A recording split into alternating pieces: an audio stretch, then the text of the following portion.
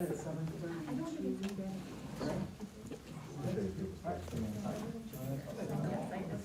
Call this meeting to order, the work session for the Jamestown City Council. Monday, October 4th. Clerk, please call the roll. Councilmember Sheldon? Here. Brackman? Here. Karuba? Here. Olson? Nelson? Here. Eklund? Here. Graham Reinhardt? Russell? Here. And President Mills. Here. This time we'll have time for the public to address the councils or anybody who'd like to speak. And that's 5 minutes. Yeah, I'm Doug Champ. I live at 225 Bowen Street, and I apologize for my pumpkin shirt, but, you know, it's actually a saltwater fishing shirt. But I knew you would want to make sure you could see me. That's why I wore it. It's the black Wore it. t-shirt underneath that makes it.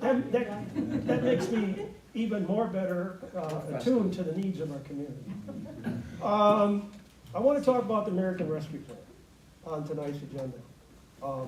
I've come to try to study it quite a bit, and also I've spent a lot of time with the county's plan as well, kind of talking to legislators and evaluating and looking at what the program and how it's been launched and the needs of the program. And I want to highlight some issues where I think are, I wouldn't call any of this deficient. I would just call it, what I'm trying to talk about is issues that need to be addressed. And specifically, let me look at what they call target areas that the city has identified. The target of investments is what it is. That's how the federal treasury wants to look at money being designated, targets.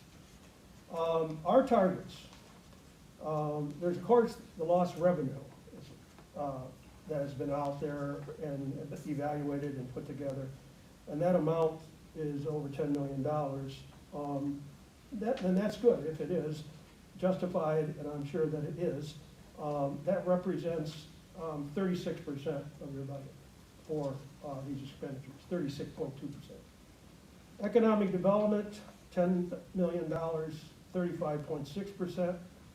Water and sewer has been downgraded, broadband, I understand why, to 7% of the total. Healthy communities and neighborhoods, $5 million, that got the increase from the infrastructure transfer. That's about 17, almost 18%. Transparencies and tracking is 3.2%. Why is this important? It's important to show it because how the allocations are being transferred into certain target areas. And one, I think, deficiency, a major deficiency, is into public safety.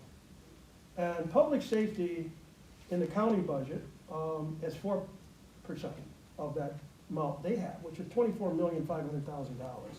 We get $3.5 million more. Public safety on the county level, and it's designated in an allocated source.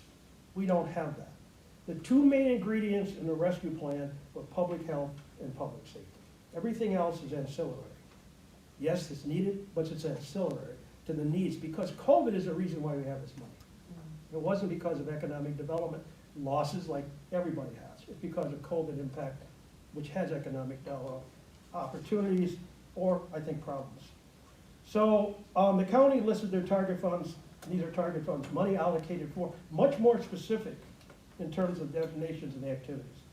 And those target funds are public health, infrastructure, economic development, workforce development, clean water, and public safety.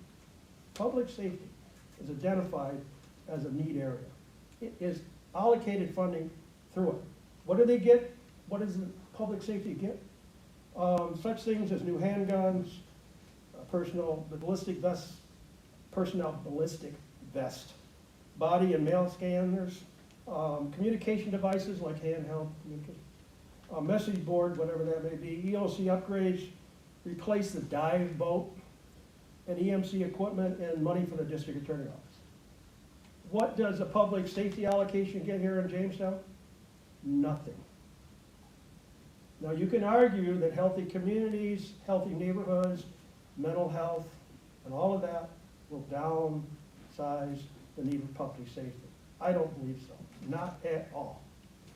So I'm asking this budget that you have, American Rescue Plan, to allocate a specific amount of money, only 5% to public safety. That's because you got a higher amount. than the county has, and they're giving 4%. Now, in addition to that, in your funding for I guess you would call lost revenue, you talk about potentially projects under that or what they could be, such things as parks advancement, such things as one thing that stood out to me, I can't remember the third one right now, shouldn't know it. It's fleet enhancement, fleet improvement. No mention in there at all about the necessary issues that the police have every day with their police vehicles. Now I'm gonna ask the chief something, wherever he is. What's the status you feel right now of your fleet on police vehicles? Do you think it's good? Do you think it's bad? What would you say it is rated at? With the exception of one vehicle, which is relatively new, I would say it's poor. Poor. What about your equipment needs? What about anything like I mentioned, ballistic equipment, communications equipment, all of that stuff that you think is very important on a daily basis to protect your officers and the public? How would you rate that? Why we rate it vests. We also need radios, portable radios, very important. Okay. Probably most important. Okay. So my point is this, there's nothing in this budget for that. I know it's fluid, and I know it can be developed later on, but I would much rather see an allocation under public safety, which goes in hand with public health, than to ignore it completely. Now, I know like you can do some things later on, and one of the questions I have in terms of allocation and percentages is that I have a hard time understanding why you're putting approximately 3.2% of the money in transparencies and tracking, $900,000, where the county is doing $250,000. I don't understand why we're so high on that end, and actually why we actually need that, when I feel most of the people that we have are capable of doing that work, or maybe having one person, full-time appointed, an assistant controller for American Rescue Plan funding, procurement, and evaluation. Why should we hire a consultant to do this? It's all up to you until where this goes, and I have a final sum up on this, because I don't know the answer to this. How would the calendar date equate with expenditures?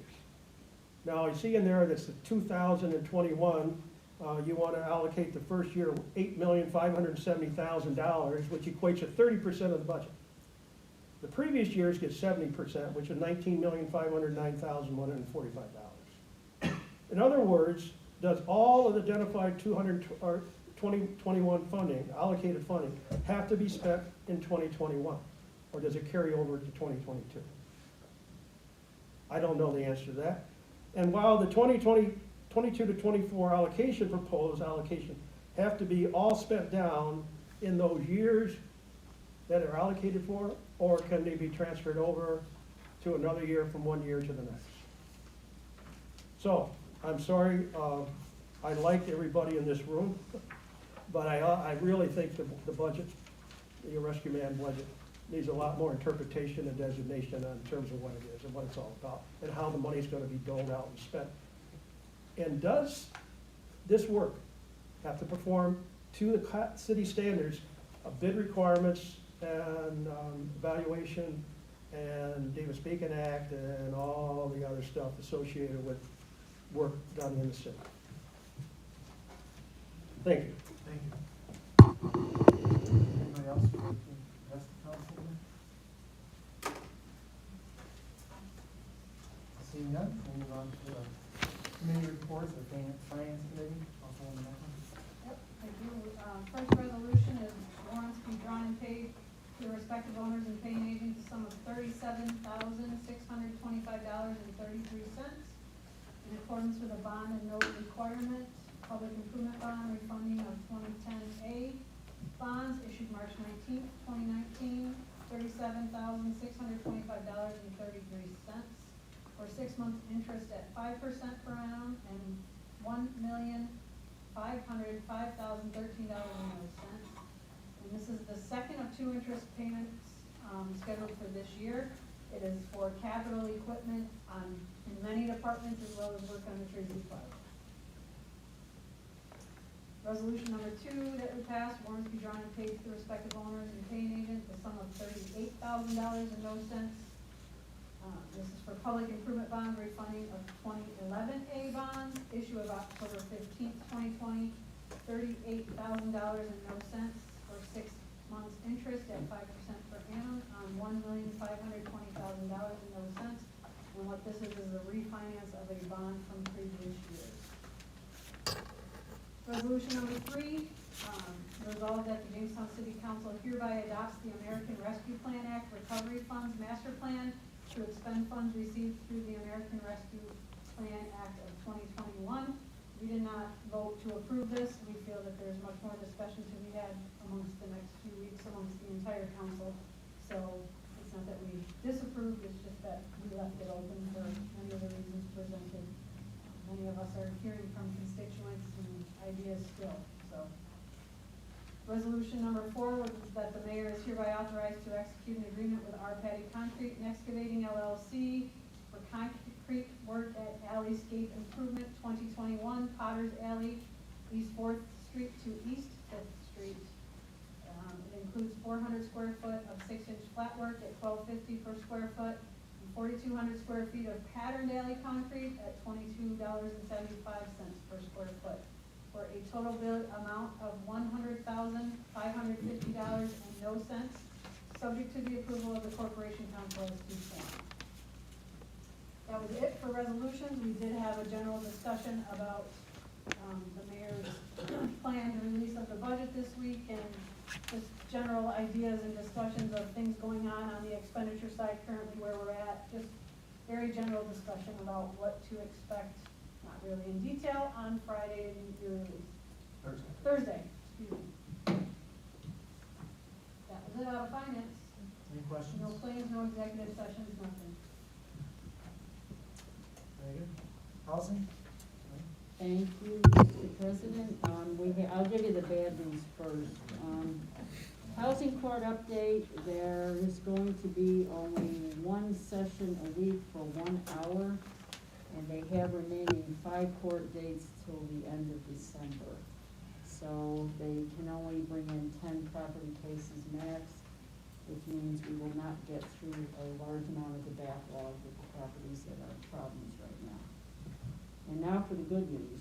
We have received, or will receive, $1.2 million in Home American Rescue Funds for rental assistance, and I'm going to let Department of Development Director Crystal Surdick, so I don't, since we just heard about this, to make sure we don't make any mistakes about what's going on with it. Sure. So, those Home American Rescue Plan funds can actually be used for rental assistance, supportive housing and supportive services. They can also be used for rental rehabilitation of properties. So they're different than the typical home funds that we receive. We will be required to do some stakeholder outreach, similar to our normal process with our annual action plan. We're working on putting together a plan to do that, and then we'll start as quickly as possible and try to have a plan put together before the end, certainly before the end of the year. I'd like to be able to submit it to HUD November. That might be a little bit ambitious, but I think it's, the time is necessary to move it forward as quickly as we can, so. And lots more to come.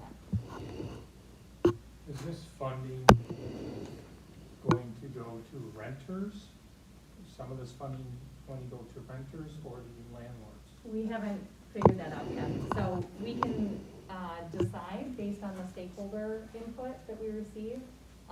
Stakeholders in this case is HUD is expecting us to work with our other housing agency partners, like Chicago Opportunities, CRIC, Code, Land Bank. So there's a lot of conversation that needs to happen before we decide what we're going to do with it. But it's a possibility that it could go directly to the landlords. It's just gonna depend on what kind of input we get and what plan we put together. I asked that because, you know, I've heard vested landlords in the area that, funds were dispersed before and, they were never paid their rent. Also, there are many landlords in the city that, have outstanding utility bills with the BPU because people were receiving extra money through the pandemic, along with unemployment, whether it be the $300 extra, or the $600 extra, and they were still not paying their utility bills, thus putting a hardship on the landlords, possible liens put on their property, and then on top of that, they weren't being paid their rent as well. So for those landlords that are responsible to take care of their properties, this whole thing is put a hardship on them as well. And I would like to see some of this money directed towards those responsible landlords that are vested in our community and that are taking care of their properties and doing their due diligence to keep up on their properties. We did have a brief discussion of that exactly because some of these smaller landlords are struggling, just as you said.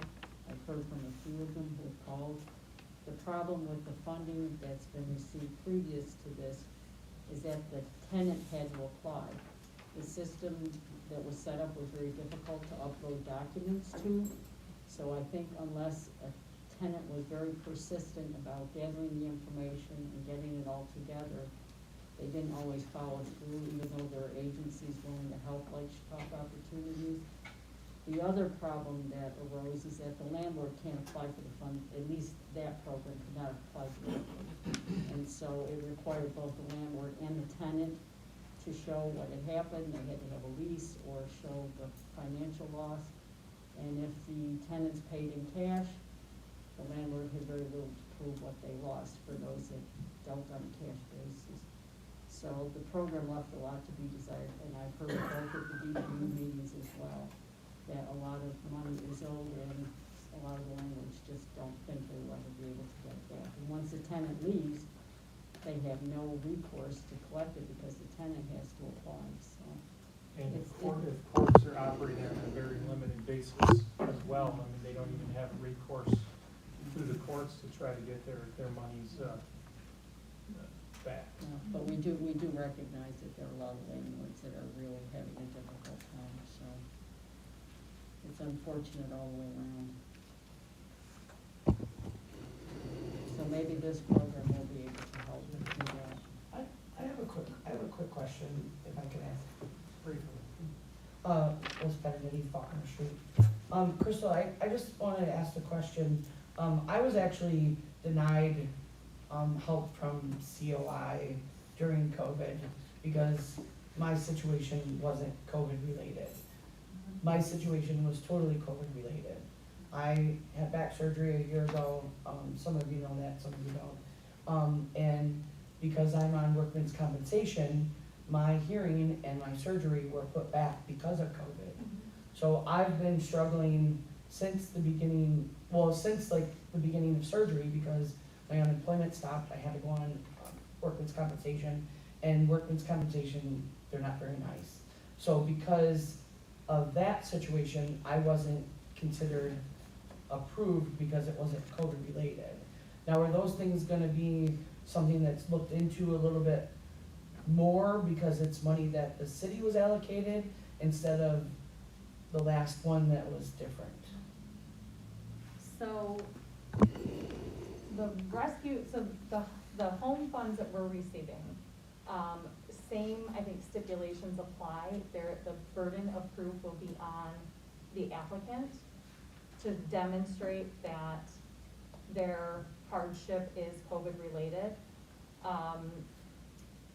I can't speak to COI's decision and what their process was, but I do think that COI really just administered the emergency rental assistance program. I don't think that COI, and I could be wrong, but I don't think that COI made the decisions. Right. They were really just a mechanism to get applicants to the application. So I don't know if that decision fell on somebody at the state level or at the federal level. I think it would have been state level. Yeah. So I really can't speak I just to was that. curious because, when you think about COVID related, it's such a broad, you know what I mean, a broad spectrum of definitions. Yeah, You so, know, I mean, I would have had things in place like hearings and surgery and, my surgery was supposed to be in April and it didn't happen until September. mhm. That's a long time to not be able to get to a hearing to get a settlement. Yeah. So I struggled, paid my rent, and I actually didn't do myself due justice Sure. by paying my rent. So people that paid their rent and did suffer really got kind of the shaft. So I just wondered if that was something that maybe could be looked into, that there are a lot of people that did pay their rent and did do the right thing and not just say, oh, well, I'm not gonna pay my landlord. So I just wondered if that was, It sounds like it's gonna be like case by case. Yeah, yeah, that's Yeah. what I would hope, that every case is different. Yeah. and we'll be screening the applicants, and I can't even tell you that that's the program that we're going to do at this point. We just know that that's a possible program that we could do. Thank you. Councilmember Krupa, if I could just add to that, just as a reminder to the council and the media, that 1.227 million, we announced that back in May, at the May 3rd work session. So we have now just received the funds, so I don't want you guys to think it's, oh, we got an extra 1.2 million. It was one that we announced, it never hit our bank account. It and- still hasn't hit the bank account. Checks We're waiting, the checks in the mail, Alright. exactly, Alright. absolutely, just wanted to make that clarification. And my apologies, as I say, there's been so much going back and forth about this, so anyway, well then it's still good news that we actually are imminently getting these funds. And the only, what? I said, we're closer, hopefully Yes, the mail isn't yes. delayed. Yes. And then, we did talk about looking at some possible updates to vacant properties, nuisance ordinance, and possible rental inspections upon transfer of the property, so more to come. And that's it. Thank you. Any questions? Not, we'll move on to public safety.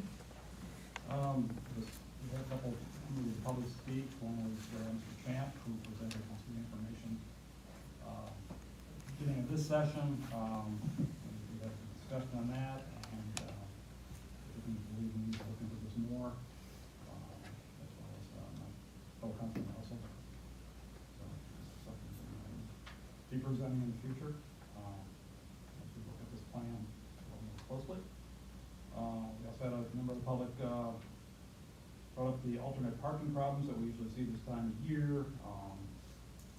People asking about a grace period, and there is no grace period. 10 o'clock's the time that the car is, the way it's been for 20 years, Tony. More than that. Not longer. Yeah, it's stuff that many times, and I kind of understand people moving to the city who are not familiar with the law. But people who have lived here quite a while should be familiar with this law and be able to move their vehicles in a timely manner. Even with, going from, an odd month to an odd day, people are still moving to the evening side on Friday, so people are confused, but, there is short staffing, and to try to ticket these vehicles, but they do need to, move their vehicles in a timely manner, and not have bottlenecks. We have no resolution to discuss, trick or treating in the city of Jamestown this year on Halloween. We did make a motion to have the official hours from 6 to 8 p.m.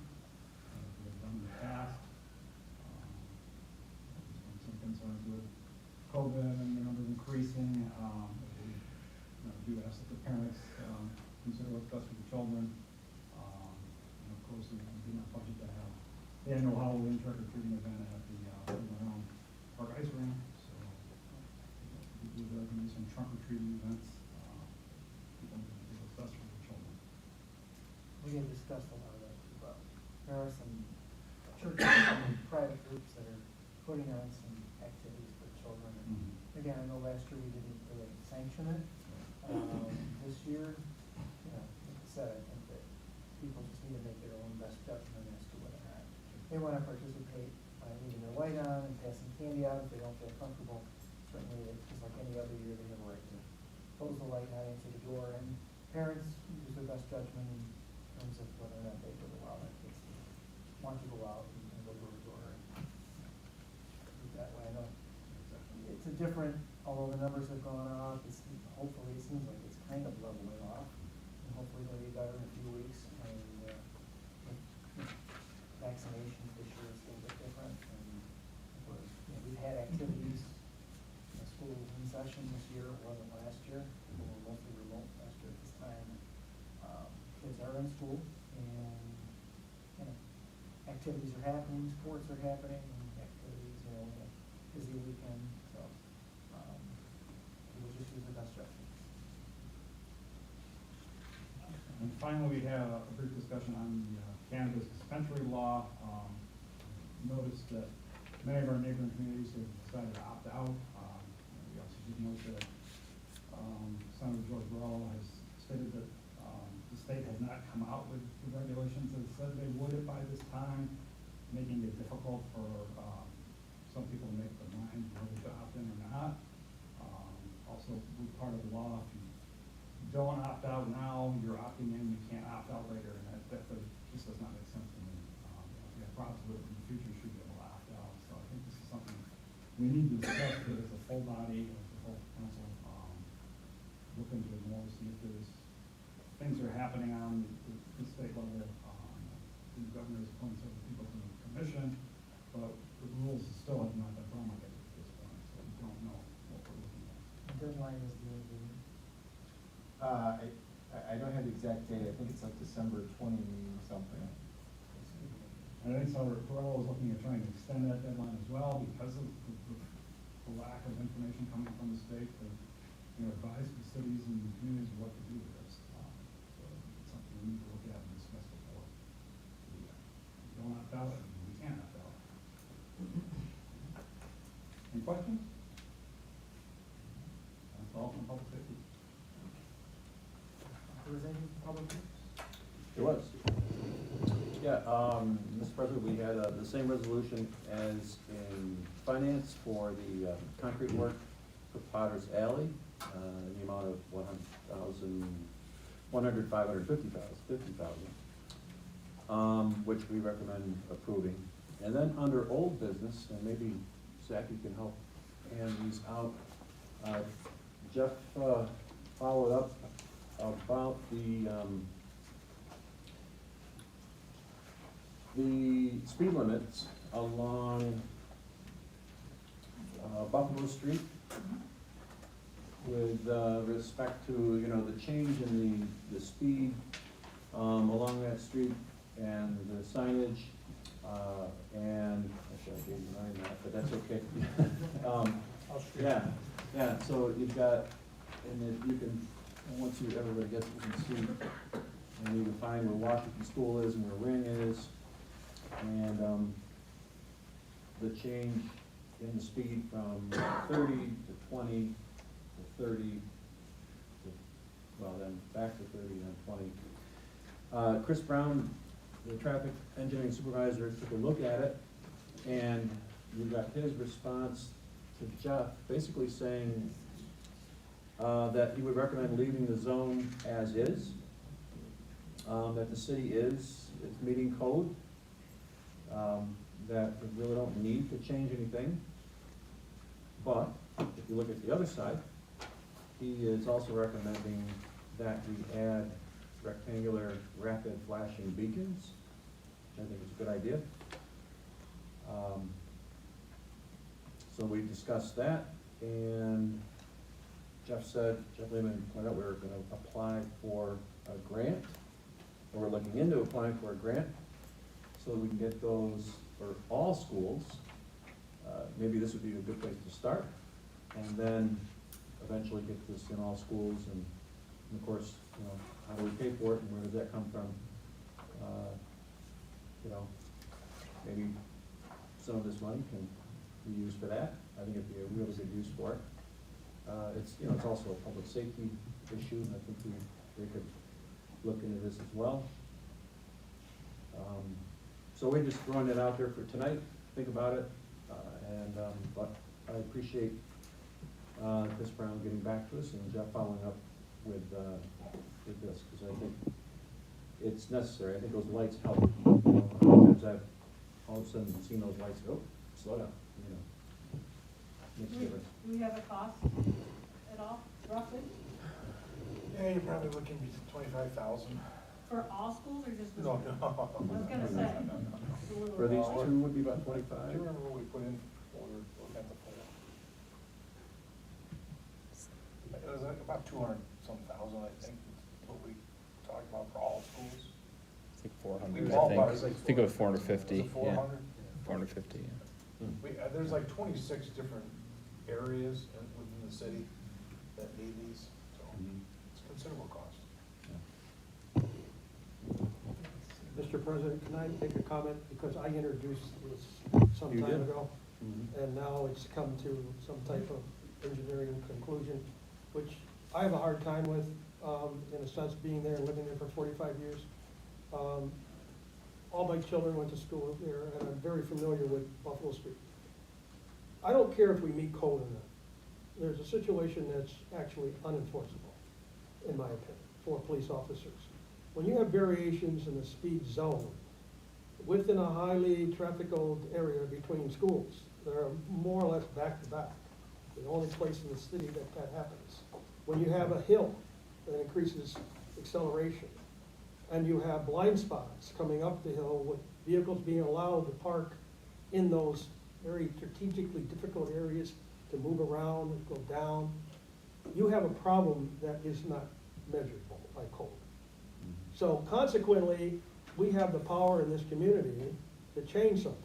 I know it's difficult for change to occur, but in this case, public safety, children's safety, resident safety should weigh above what we're so-called code efficient. This does not make any sense to go from 30 to 20 to 25 to 30 to whatever, because nobody goes that speed anyway. It's from 30 to 20 to 30. Well, it's still got 25 in there, going down the hill. You've got identification. Yeah, it's there, I live It's on the there. curve, you correct. 25 is also there. That's a recommend. That's a Well, recommended it's speed there and the now. curve. I'm not arguing, it's just Just- signage. It's signage that is in need of improvement. Mhm. Of course, the warning thing goes in play. It needs to be done, but I don't believe that just because someone says it's code satisfied, that it makes it right. That's my. Well, you're not wrong, I mean, he's the supervising engineer, he can make that recommendation, and we've gone with his That's why recommendations. we're and going we've through this gone- process. Yeah, and we've gone against his recommendation in the past, so. It's currently set up the code. Mhm. He's made some recommendations to Mhm. make this area stand out. You know. Can I just Alert- ask one alert final drivers. question of the chief? In your opinion, is that area enforceable with the speed zones and the speeds up and down that you have? I think the safer option is to reduce the speed throughout both school zones and keep it the same speed. I think I went on record last year that Tony and I want to move everything to 20 miles in the city. Yeah. Yeah, We're good with that. and again, Don't quote him on that. Well, I don't wanna get into a big debate, but No, there's no I debate. agree that, I mean, the cheaper option to change the sign and make it one, and maybe more effective than going out spending thousands and thousands of dollars, which I'm not opposed to. I think in addition to some of that, I think when you look at rural areas, where they have, central schools, yeah, they're marked to the hilt, because a lot of them are on highways that they're have. coming from 55. But that being said, like one of the things I remarked about going up Forest Avenue, and it's got like every block has a crosswalk and a yellow sign, and I'm like, why is this street like that in Jamestown? And no other streets are like that, right? Why did that come about? There's no school there, there's nothing there, but that being said, there's a lot more we can do in school areas. I think that, many of the schools have the same issue.